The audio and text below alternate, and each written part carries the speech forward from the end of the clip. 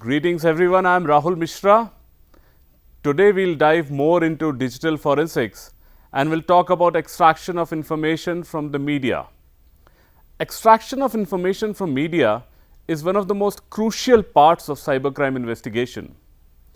This step is a part of non-live forensics. Remember, forensics has two parts: live forensics, which is done on a system which is switched on; non-live forensics, which is done on storage devices. Here we only cover the non-live forensics part. Now, in case of extraction of information, the information we need to extract depends on what type of crime has been committed or what type of service is requested by the client according to the details filled in the request for service form. Now, the type of information may include file system information such as directory structure, file attributes, file names, date and time stamps, file size and location. Some deleted files may also contain important information which needs to be recovered. Files containing user ID and passwords of some accounts can be of good use. Extraction data from password protected or encrypted files can be of great help from the investigation. Information stored in file slack is also of great help. Now, the question is, what is file slack? In order to understand that, we need to understand first how data is stored in memory. Data is not stored bit by bit in sequential order. Some amount of memory is grouped in sectors. Each sector is of 512 bytes. Then sectors are grouped into clusters. Clusters are of variable size depending on the file system in use. Files are stored in clusters. For example, there is a file of 11 KB and the cluster is of 4 KB each. So, the file will acquire 3 clusters acquiring 12 KB.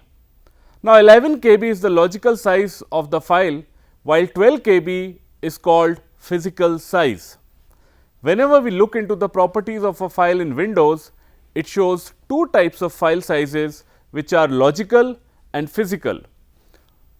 There is very little possibility that these sizes will match. Now, coming to our example, we can see that there is a gap of 1 KB which is unused by the file. This gap cannot be allocated to any other file and is called file slack. Now, consider that the user deletes the file.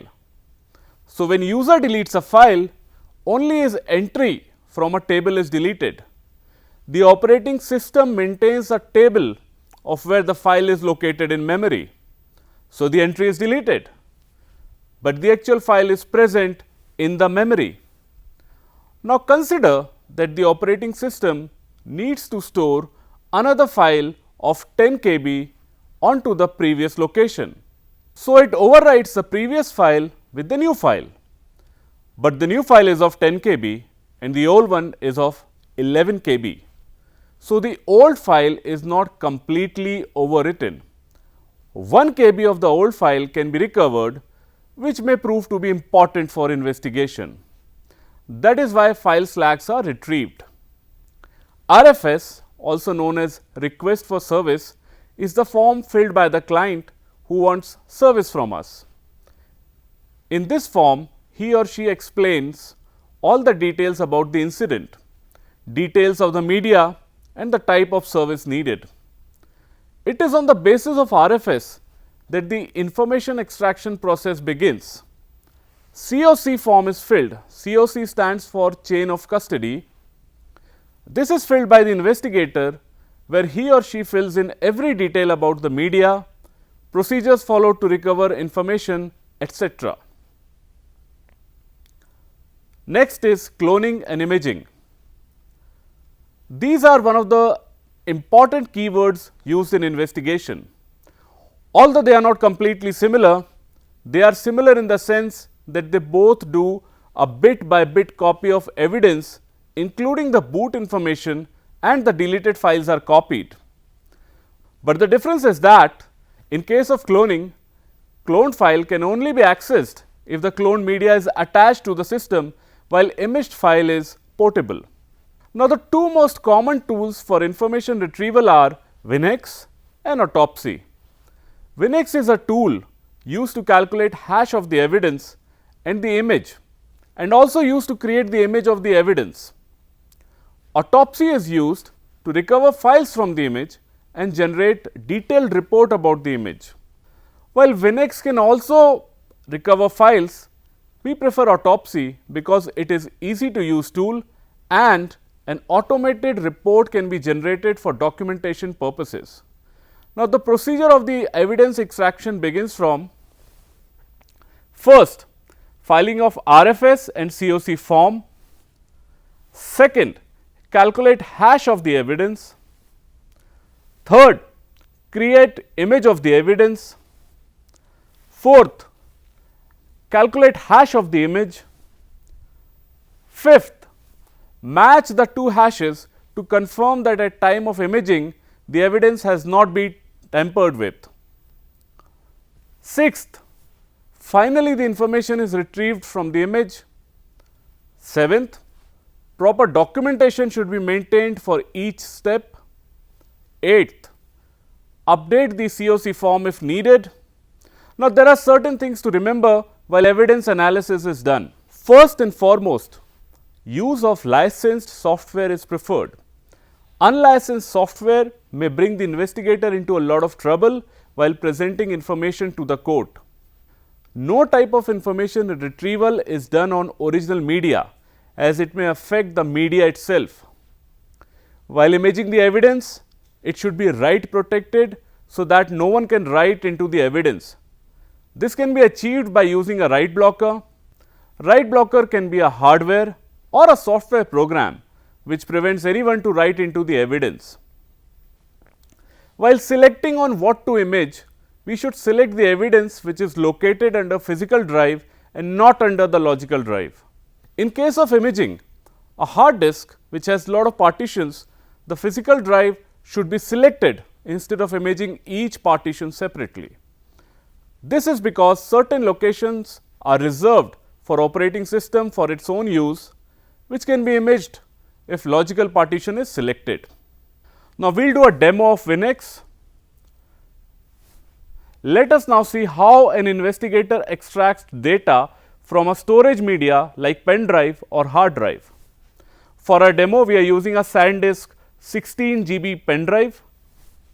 We are going to use software called WinX, which belongs to Xways Forensics. We open the software with administrator privileges. Remember, the software won't be able to detect the existence of physical drives if you do not provide administrator privileges. Once it opens up, we need to select the physical drive. In our case, it is a pen drive. In order to do that, we click on Tools, then click on Open Disk. It will then show us a list of logical drives and a list of physical drives. We now need to select the pen drive from the list of physical drives. It is important to have a practice to choose the hardware from the list of physical drives, since selecting physical drives show the complete memory size unlike the logical drives. After that, we click on OK. It will open the pen drive inside the WinX software. Now, as an investigator, we need to generate a hash. A hash is a unique 64 or 128 character string alphanumeric which can be used to prove the integrity of the evidence. As an investigator, it is very important to prove that the digital evidence has not been tampered by anyone while it was being investigated. The best way to do so is to check the integrity of the evidence by generating a hash. So, we go to Tools again and click on Compute Hash. Then from the drop down list, we choose SHA 256, which is accepted by law. Then we click on OK. It will start generating the hash. The time taken to generate the hash depends on the speed of the machine as well as the size of the hardware that is being hashed. It is important to understand that the investigators do not perform any type of investigative operation on original evidences. There can be multiple issues while investigating on a real evidence. For example, the evidence might get corrupt or some files get deleted. In that case, the evidence will be impure and cannot be submitted to court. So, we create an exact copy of the evidence and analyze the same. In technical terms, it is called cloning or imaging. Both these terms are similar. The only difference is, in order to clone a drive, you need to connect another empty drive of the same size as the original evidence. For example, if we want to clone our demo pen drive, which is of 16 GB, we need to connect another empty pen drive of 16 GB to do so. In case of imaging, we generate a file of the size of the evidence. So, if we create an image of our demo pen drive, we will generate a file of 16 GB, which can be easily transferred to another location for further analysis. Once the software generates the hash, we need to copy the hash to a secure location. For our demo, we just copy it to a notepad file. We are now done with the hashing of the original evidence. The next step is to generate an image of the evidence. We are not going to clone the evidence since we do not have an empty pen drive of the same size as the evidence.